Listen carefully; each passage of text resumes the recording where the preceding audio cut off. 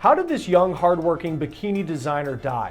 Martha Nolan O'Slattery was found dead on a yacht at a ritzy yacht club in the Hamptons. The last person to be seen with her was a man nearly twice her age, and he was reportedly naked after she died, and he was screaming for help on the dock. Now we're learning more about what an autopsy of Nolan's body reportedly found, and it is taking questions surrounding this case and the death of this woman months later to a new level. We're on the case, presented by Law&Crime. I'm Chris Stewart.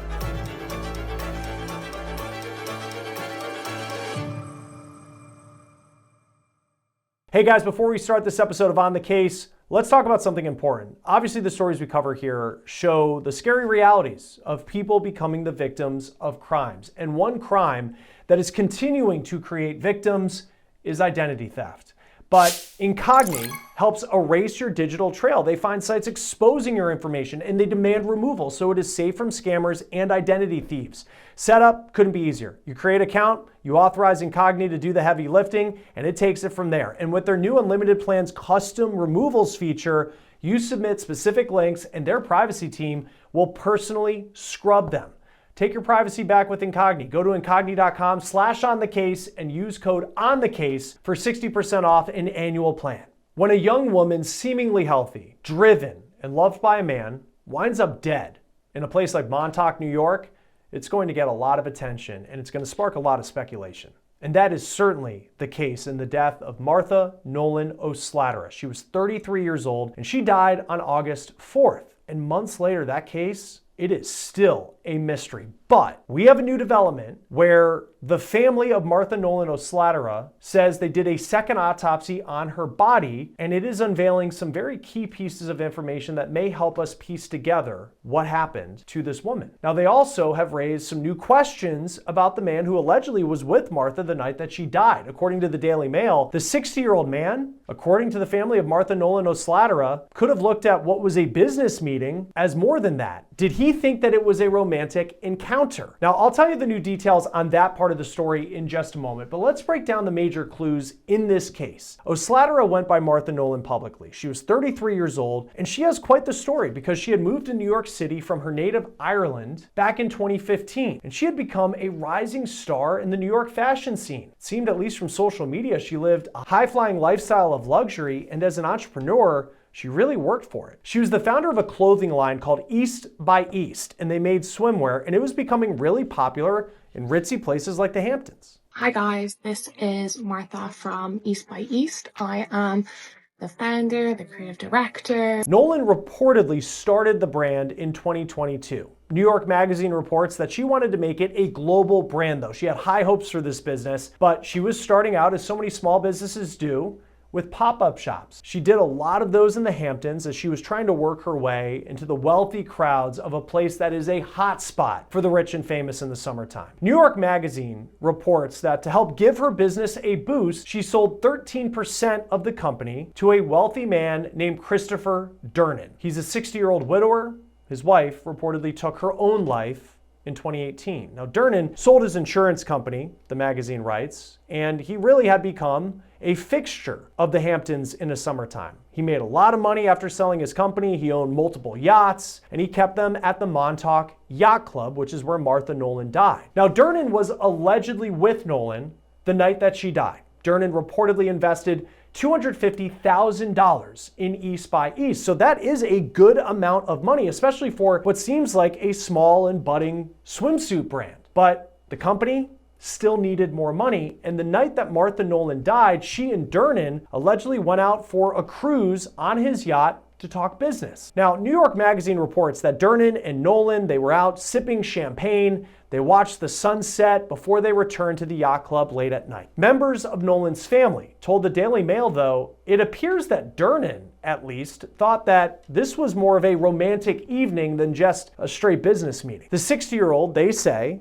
stocked the yacht with bottles of Dom Perignon champagne. Now, that's definitely the type of stuff that's higher than my tax bracket. We're talking like $200 to $300 a bottle, and that's probably for the cheaper kind of dom that you can get. Now, Nolan was reportedly in a relationship with a man her age, so the idea that there was some sort of romantic dynamic between her and the 60-year-old investor in her company is certainly odd. The night that Martha Nolan died, she was also allegedly texting with her boyfriend saying that she was going to be home late at night. The lawyer for Durnan, though, and I want to note that Durnan has not been charged in connection to this crime, and frankly, we don't know if Martha Nolan's death is a crime. The lawyer, though, for Christopher Durnan said that his client was actually more than friends with Martha Nolan. Now, that's an odd part to this story for sure. According to New York Magazine, shortly after her death, Durnan's attorney said, quote, "They actually dated. He had told me after it happened that he loved her and that he had met her family." He claims that Durnan visited family of Martha Nolan in Ireland. Now, Nolan's family says that's not true. Durnan's lawyer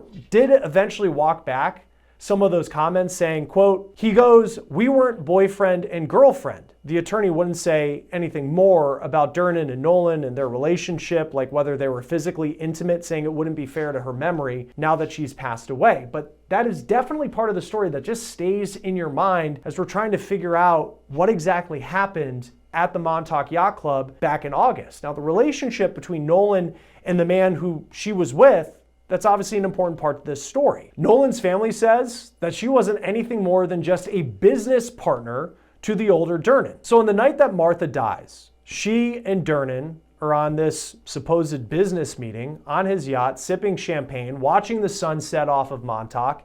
And this is allegedly what happens next. Durnan's lawyer told New York Magazine that Nolan and his client were on Durnan's boat called Ripple. He says the two talked business. They apparently had been on the water for a decent amount of time. The magazine says at 9:20 at night, a friend in a group chat that Nolan was part of made a joke because she hadn't texted back in a while. And the text says, LMAO, "I'm sure her phone died, or maybe she's dead." Nolan then responded to that text 10 minutes later saying, quote, "LOL, I'm at the yacht club now, my phone is on." But about an hour later, Nolan did die. Durnan's lawyer says around 10:30 or 11, Martha Nolan just went limp. The lawyer says that Durnan described it like she had a heart attack. Female unconscious, not breathing at the Montauk Yacht Club. 32 Star Island Road. Police say the 911 call came in around midnight, which New York Magazine says leaves an hour unaccounted for compared to Durnan's lawyer's timeline of events. Durnan's lawyer says that his client tried to save Nolan by giving her CPR. But in another odd twist related to this man that Nolan was with, Durnan was allegedly naked, looking for help for Martha. The New York Post spoke to witnesses who say they saw Durnan throwing sunscreen at people's boats, trying to wake them up, yelling, "Do something." So obviously the question is, why would this man be naked on a Monday night after having a business meeting with a 33-year-old girl? Well, Durnan's lawyer told New York Magazine that his client had to take his clothes off because they were just soaked in Nolan's vomit. He also says that his client doesn't know how long he did CPR on Nolan as an explanation for any gap in time that might appear unaccounted for from when Martha Nolan went unconscious to when police were called. Police have not said that there were any signs of foul play in Martha Nolan's death. And once again, Christopher Durnan hasn't been charged with anything. But there is just so much speculation about what might have happened. And pictures like this definitely fuel that speculation. A white powdery substance that was reportedly found on Durnan's boat after police had cleared the scene. And this has fueled speculation that Nolan's death was an overdose. Durnan's lawyer told New York Magazine that the powder that you see on the boat, that actually isn't an illegal substance that was left behind, but it's actually dust that police left there when they were looking for fingerprints on board the boat. Now, Durnan's lawyer said that his client told detectives that Nolan had excused herself twice the night that they were together, and that suggests that either maybe she had to go to the bathroom, or could it be a sign of someone excusing themselves to the bathroom to do drugs? Nolan's family lawyer, though, has pushed back on that, pushed back on the possibility of her being a drug user. He told the New York Post that she wasn't known to do drugs. Now that gets us to this new information about the autopsy that the family of Martha Nolan requested. Nolan's family ordered their own autopsy of her body. That autopsy found that she had, quote, only trace amounts of cocaine in her system. The Daily Mail was first to report this. The New York Post has said that Nolan likely died of an overdose, and they're still waiting on a final autopsy officially from law enforcement to come back. But the family's autopsy claims that the amount of drugs in her system were not enough to kill her. They also point out that the cocaine could have been in her system days before her death. The autopsy also shows that she was young and healthy. This is according to the Daily Mail, and it confirmed no signs of foul play like strangulation or blunt force trauma. So this continues to be a mystery as we wait for the official final autopsy from law enforcement to be released and a toxicology test. Nolan's family attorney did not return our calls for comment. Christopher Durnan has not been charged in connection to Nolan's death. Joining us now to talk more about this case is Dr. Nada Rutherford, coroner for Richland County, South Carolina. It's always great to have you on Law and Crime and helping us understand when we get reports like this. Martha Nolan's family, they do the second autopsy, and that reportedly finds trace amounts of cocaine in her system. What possibilities could that open the door to when it comes to her cause of death? Well, Chris, thank you so much for having me on. So let's just talk about what trace amounts of cocaine really means. And because they haven't provided specifics, it's really hard to get into the actual, meat of what's happening. So trace amounts could mean a number of things. Number one, you have the parent drug, cocaine. Was that actually found, or were the cocaine metabolites found? And so you have two main ones. You have benzoyl-ecgonine, and then you also have ecgonine methyl ester. Both of those are metabolites. Once cocaine is ingested into the body, that's how it kind of breaks down. And so if you think about like a cold medicine, it may have like acetaminophen in it, and it may have dextromorphine in it, right? How that metabolizes in the body becomes very important. And so what is it that we're seeing? Are we seeing trace amounts of cocaine, as in this is a person who did not normally utilize cocaine, or they utilized cocaine days prior and it's still showing up on their drug screen? Also, did the family get a basic panel done, or did they get an expanded panel done? The fact that they're not telling us what the trace amounts of cocaine actually is, whether it's the metabolites or the parent drug, is very important to me as I do a death investigation, because I need to know those things. And even though they may be trace amounts, cocaine is not a safe drug to do because it raises the blood pressure. It can cause someone to have a stroke. It can cause their heart rate to beat abnormally and have an arrhythmia or dysrhythmia. And so we can't just ignore this trace amount of cocaine. It may not have been what we would consider to be a lethal amount, but we cannot ignore it. And that's interesting, like the idea of a stroke, because Martha Nolan, she's 33 years old, seemingly healthy, and that was according to the family's autopsy, no conditions that we know about. And then the man that she was with when she died, his attorney told New York Magazine that he described her final moments, it was almost as if she was having a heart attack. Mm-hmm. Is there any possibility that, based off of if she has trace amounts of cocaine in her system, I also think her family said she wasn't an active drug user. Who knows if families actually know if people are, what their lives are behind closed doors. But exactly. How likely could the possibility of a 33-year-old woman seemingly healthy having a heart attack, like how possible could that be? So if you remember, I said that cocaine raises your blood pressure. And so it doesn't matter your age. What matters is how high that blood pressure goes and how fast it gets to that level. Again, the arrhythmias that can happen, you have the heart beating so fast that it may not be able to catch up. And if she looks like she's having a heart attack, she very well could have had a heart attack. As a ER nurse, I'll tell you the number of people in their 30s who've come in, and I have to say to them, listen, I'm not judging you. Just tell me if you did cocaine.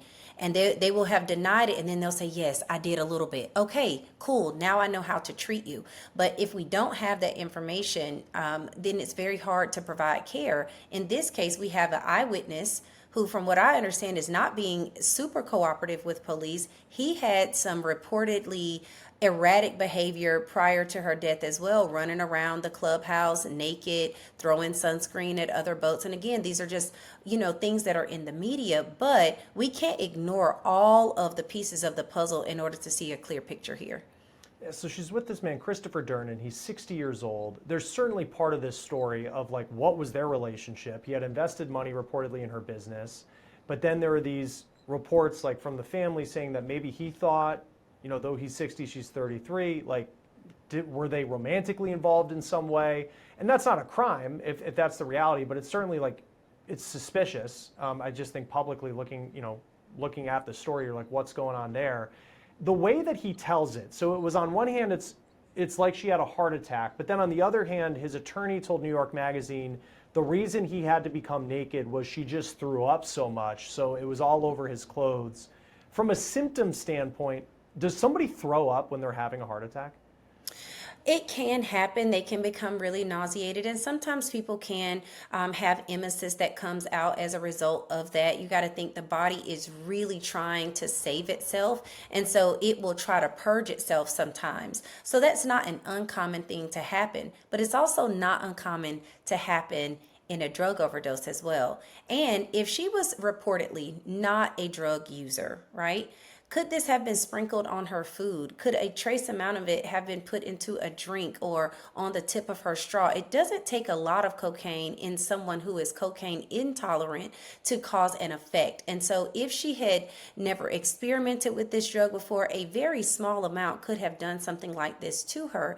And again, her family is stating that she was a normal, healthy girl, but we don't have the full reports of that secondary autopsy or the first one. And so we can't rule anything out. Just because someone is 33, that seems very young, they can be skinny and still have heart problems. They can still, be thin and seemingly in shape. I mean, I've known people who are that age who just dropped dead from a heart attack. So certain things can happen. It's not outside of the realm of possibility. But I think what we really want to know here is, what was she doing when she supposedly had this heart attack? And who else was on that boat? Were they the only two ones who were there? Usually if you're on a yacht, there's at least staff there. What did they see? Did he do something to her? And we can't ignore the fact of this huge age gap. Was he thinking that something could possibly happen romantically with them? If I was the second autopsy, the person doing the second autopsy, I'd be looking for tiny puncture marks. Could he have injected her with something? Could he have immobilized her in some way? What else happened on this boat? And I think a thorough examination of her body, crevices, folds like in your arms, between the toes, the breast area, those things are very important to take a closer look at with a very fine tooth comb to make sure that they're not missing anything. I know we need more details on what trace amounts of cocaine may actually mean, but according to this article in the Daily Mail, where this family source is talking about this autopsy and what it found, they say that there's really no proof that she ingested cocaine that night. That, how do we know when someone, if they have, say, trace amounts in their system, how do we figure out when she might have ingested that cocaine? Well, again, what metabolites are present? So typically, if you run an expanded panel, you'll be able to see all of the metabolites of that parent drug, cocaine. And so the level of those is going to be very important. So when you see a number, like let's say we saw a cocaine level of like 12, but then the benzoyl level was 1500. Well, we know looking at that because the metabolite is higher than the parent number, that was a very recent ingestion and the body was actively trying to metabolize that. What I would want to know more importantly is, what does her vitreous have in it? The little jelly-like fluid that they can extract from the eye. The blood is great. But what does the vitreous hold? And that's going to give us sometimes a clearer indication of what may have been in her system, kind of on a more long-term time span. So I would definitely want to see what her vitreous humor showed, but I would also want to see if she had any electrolyte disturbances or imbalances. All that metabolite shows us is whether or not she took it within a few hours of her death, or whether this is something that was in her system possibly for 24 to 48 hours. Cocaine clears the system fairly quickly. It's not like marijuana or THC that's going to stay for 3-6 months, sometimes even if you look at hair follicles. But they could also try to test her hair follicles to see if there's something else that may have shown up. I'd also want to see the results of her urine drug screen as well. Yeah, because it seems like, I mean, the part that I go back to with him being naked, reportedly, and for the reason being like she had thrown up a lot, it just seems like there's something missing there. And I don't know what I would do in that situation if you have someone you're with and then they die and then you're trying to figure out what happened. Like maybe they were dating, I don't know. When it comes to the second autopsy, how does that typically work? Where Suffolk County Police really have said nothing other than that they're investigating. It's possibly an overdose, according to the New York Post. But we haven't learned of what the toxicology results are and what the official autopsy found after the initial one came back inconclusive. But the family says they did this second autopsy. What typically goes into that when a family is able to get their own kind of examination of the body? So you have to think that everything has been removed once they do that first autopsy. And so the task of the second autopsy is to put all those things back together. So they have to look at the brain, but they essentially are pulling them out of this big organ bag because all the organs are usually placed into a biohazard organ bag. So they have to remove all of those organs, identify all of those organs, and take their own samples of each. Typically in an autopsy, brain, liver, and kidney samples are taken. And then they'll also take samples, especially in a case like this where it's a suspected overdose, they're going to be taking a look at the adrenal glands. They may take portions of the liver, the spleen, the pancreas. They may go ahead and take little portions of all of those organs to perform more testing, postmortem testing on them, just to see if there's something that is not in alignment with the story that is being told. And I will tell you, this case feels like a suspense novel, and we just have more questions than answers. I'm so anxious to see what the final autopsy results reveal. And sometimes they can be different, which is really interesting. Yeah, why is that? Because there are some cases we've seen where you'll have, a coroner's office in a part of the country. They come out, they may rule someone's death to be, we've seen cases where they rule it that someone had taken their own life. I mean, gosh, you look at the Greenberg case out of Philadelphia. I mean, that's something that people have talked about where you have an office saying this is how this person died, but then you have a family that does their own private autopsy or their own investigation, and they say the results are actually different, and it becomes this kind of debate back and forth about what happened. How is it that you can have a second autopsy that can find something very different from what the official autopsy finds from a coroner's office? So the reason for that is that the cause of death is the medical opinion of the person doing the examination as to why they believe that someone died. And those things can vary sometimes. Now, sometimes you'll have a case like where you talked about with the Greenberg case, where you have such a difference in opinion. But what information do they have that backs up their cause of death? And that's what's going to be really important here. What information does the medical examiner have from the investigation, from the reports that were written, from the witnesses who were there, from the toxicology, from the last known moments when she was alive? Did she text someone prior to her death? Did she get on social media prior to her death? What was her disposition? How was she acting? Did she seem cognitively despondent? Like, what things can we put together to make this make sense? And sometimes things don't make sense. So if you have a case where someone had a possible drug overdose, but they have no known use of drugs in their entire life, this is where conversations with her friends become important. Hey, listen, we just want to find out what happened to her. Did she ever do cocaine? Did you ever see her partake in any drugs? That's going to be important. And then on the other side, for the second autopsy, you could have someone saying this was a trace amount. It wasn't enough to cause this type of a reaction. We don't believe that drugs were the case at all. Maybe they were contributory to what was already going on with her, but they may not be the official cause of death. So yes, you can have two very different opinions as to how someone died, because again, it's just a medical opinion. And when it comes to, to this point, again, it's just we only know what the family's autopsy found. We don't know what Suffolk County's found yet. But you often hear about fentanyl with overdoses. How profound is that in someone's body if they ingest fentanyl, if it was something that might have been, and we don't know in this case, but even in a trace amount of cocaine, if there's fentanyl involved and that triggers an overdose, how profound is that in someone's body when you examine it? So when you have fentanyl of any amount, it depresses the respiratory system. And again, you have to look at the tolerance of the drug in someone's body. So multiple things can impact that. So if they were drinking, if they had other medications in their system, over the counter or prescribed medications, what other things were present in the presence of this trace amount of cocaine. Because if you are taking a stimulant like drug and then you add cocaine to it, it could cause your heart to have an arrhythmia. It's still in the body. So even if you did cocaine 2 or 3 days ago, if there's still trace amounts of it in your body and you take another medication, you can cause an adverse reaction and potentially a fatal reaction.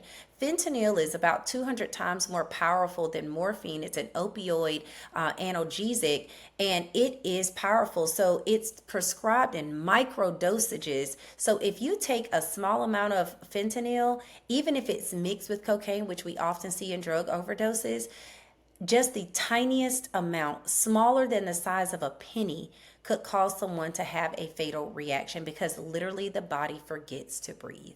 Wow. And just lastly, with this just being such a mystery to this point, is there ever a case when a toxicology comes back, final autopsy's done, that it's still inconclusive and we don't know how someone died? Absolutely. That's why we have the determination of undetermined, because sometimes you can have all of the pieces of the puzzle put together and none of it makes sense, or you have a manner of death that could be equally likely across the four. So you have natural, accidental, suicide, homicide, and undetermined. The reason we have that undetermined category is because usually you can't choose between three. We know this was not a natural death. So now we have to make a determination between homicide, accident, and suicide. And no one has indicated that this is a possible suicide. So now we have homicide and accident. What was going on with this guy that she was with? Who else was there? And what were her final moments that led to her death? Very important to get the statements from those people. And we'll see what happens. This has been such a mystery and still is now months later. Dr. Nada Rutherford, it's always fascinating to have these conversations with you. Coroner for Richland County, South Carolina. Thanks for taking the time to be with us on Law&Crime as always. Thank you so much, Chris. I hope our family gets answers. Thank you. That will do it for On the Case, presented by Law&Crime. Subscribe to us on YouTube and Spotify. I'm Chris Stewart. We'll see you next time.